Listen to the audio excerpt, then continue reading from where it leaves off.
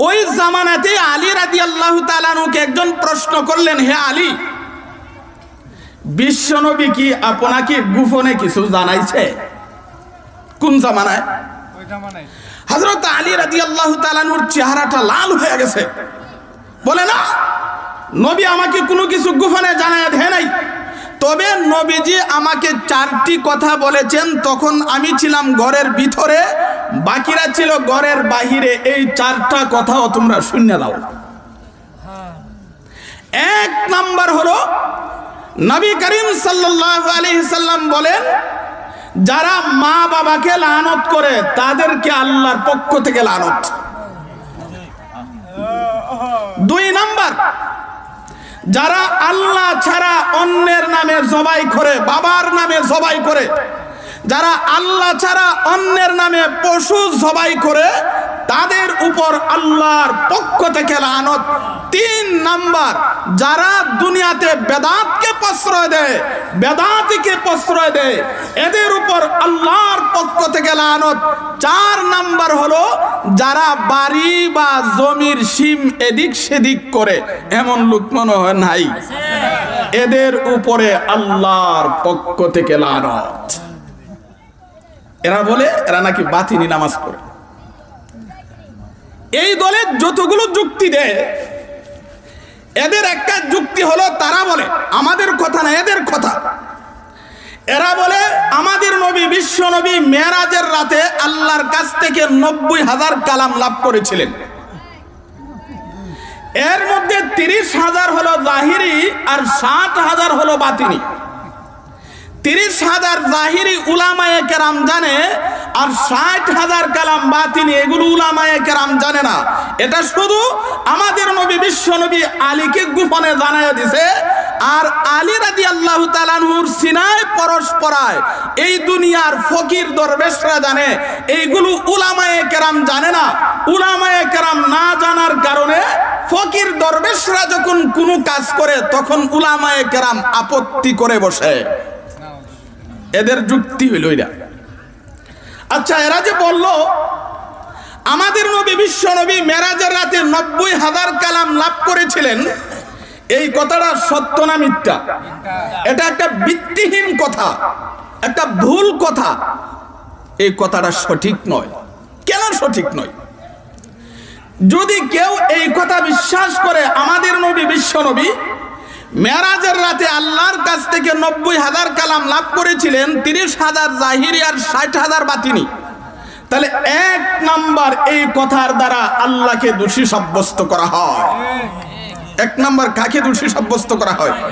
কেমনে? তাহলে আল্লাহ তাআলা 2টা শরীয়ত দিলেন, একটা হলো 30,000 কালাম বিশিষ্ট, আরেকটা হলো 60,000 কালাম বিশিষ্ট। 30,000 কালামে আল্লাহ যা বলেছেন, 60,000 কালামে আল্লাহ তা বলে নাই। আল্লাহ 30,000 কালামে বলেছেন নামাজ পড়ো, 60,000 কালামে বলছে নামাজ পড়ো না। 30,000 কালামে বলছে মদ খাও, মদ খায়ও না। 60,000 কালামে বলছে মদ খাও। 30,000 কালামে বলছে গাঞ্জা খায়ও না। 60,000 কালামে বলছে গাঞ্জা খাও। তাহলে আল্লাহকে দোষী সাব্যস্ত করা হয়। আল্লাহ 2টা ভাগ করেছেন, একটা হলো 30,000 কালাম, আরেকটা হলো 60,000 কালাম।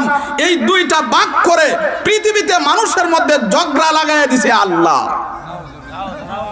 এমন আকীদা যদি কেউ পোষণ করে, তাহলে তার ঈমানের কি হালত আপনি চিন্তা করে দেখেন। 2 নাম্বার, এই আকীদা যদি পোষণ করা হয়, আমাদের নবী বিশ্ব নবীকে দোষী সাব্যস্ত করা হয়। কারে দোষী বানানো হয়? তাহলে দুনিয়ার মানুষ 60,000 কালাম জানার দরকার ছিল, কিন্তু আমাদের নবী 30,000 প্রকাশ করলেন, আর 60,000 গোপন রাখিয়া নবীজি খিয়ানত করলেন। নবীজিরে দোষী বানানো হয় না? অথচ আল্লাহ নবীরে কি বলছে দেখেন, ইয়া আইয়ুহার রাসূলু বাল্লিগ মা উনজিলা ইলাইকা মির রাব্বিক ওয়া ইল্লাম তাফআল ফামা বাল্লাগতা রিসালাতাহু ওয়াল্লাহু ইয়াসিমুকা মিনান নাস। আল্লাহ বলে, হে রাসূল করিম সাল্লাল্লাহু আলাইহি ওয়াসাল্লাম, আপনি বান্দাদের কাছে তাবলীগ করুন, খবরদার একটা কথাও গোপন রাখবেন না। আমি আল্লাহ যা আপনাকে দান করেছি সবগুলো কথা মানুষের কাছে প্রকাশ করুন। আল্লাহ কয় প্রকাশ করুন, আর আমরা কয় নবী প্রকাশ করলেন না। তাহলে বোঝা যায় আমাদের নবী আল্লাহর কথা মান্য করেছেন। 3 নাম্বার, এই আকীদা যদি পোষণ করা হয়, সমস্ত সাহাবায়ে কেরামকে দোষী সাব্যস্ত করা হয়।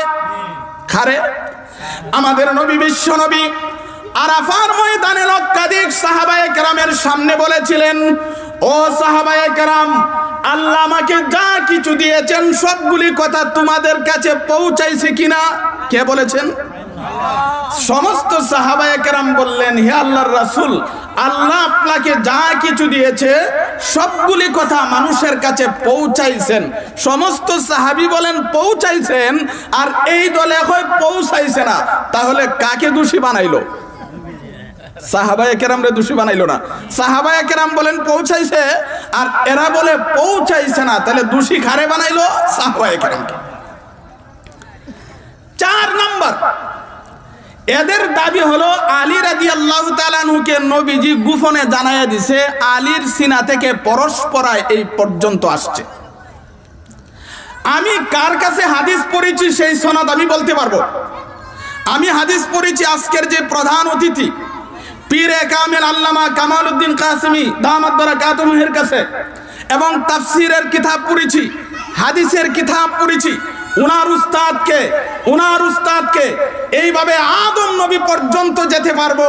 কিন্তু যারা বলে আলীকে বিশ্ব নবী গোপনে জানায় দিছে, আলীর কাছ থেকে সিনা পরস্পরায় তাদের কাছে আসছে, যদি তাদেরকে বলা হয় তুমি কার সিনা থেকে পেয়েছো, কিয়ামত পর্যন্ত সময় দিলে এই সমস্ত লোক বলতে পারবে না কার সিনায় থেকে পেয়েছে।